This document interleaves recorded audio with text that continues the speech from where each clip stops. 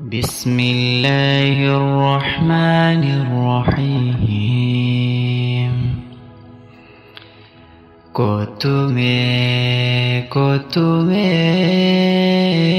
كوتومي سيمبربادا كوتومي كوتومي كوتومي سيمبربادا كوتومي سواما أودنا جلا سواما يا شباب إسلاما كوتومي كوتومي كوتومي سواما يا شباب إسلاما Nindubada ya Rabbina lubbise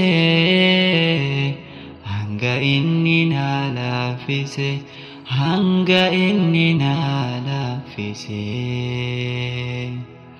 ya shababa kanko kam birmatu rako mat islama yohonin sittime yom callifte kotume siwama ya shababan islama kotume siwama ya shababa islama rakon mudate rako wallaluma wani sinu gote akaminin hima rako mudate rako wallaluma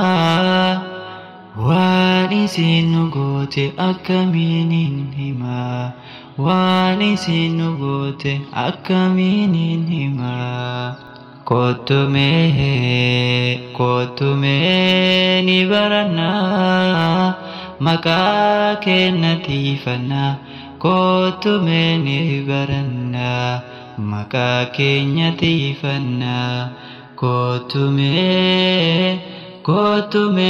ni barana maka kenya egana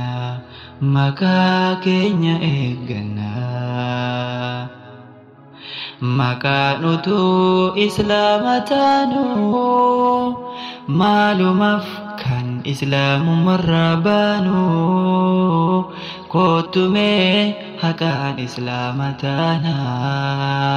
maka nusuntane hakan islamatana kotume ni barana Namarra gargar bahe ullale gallale kobato gungume samu ko tittime kobato gungume cinki samutin qabame ya obbola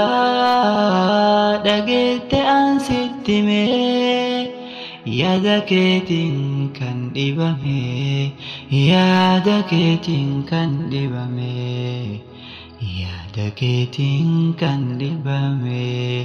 Diin islaamaa kun maaf sababa kennaan arrafame maaf sababa kennaan xiqqeeffame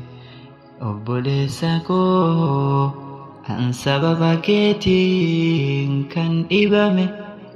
sammuun koo kan cinqame an sababa keetiin kan dhibame maaf diin islaamaa nu biratti xiqqeeffame sitti hin dhagahamu maaliif kan xiqqeeffamu maaliif kan xiqqeeffamu Din Islama kabenya ko isa cima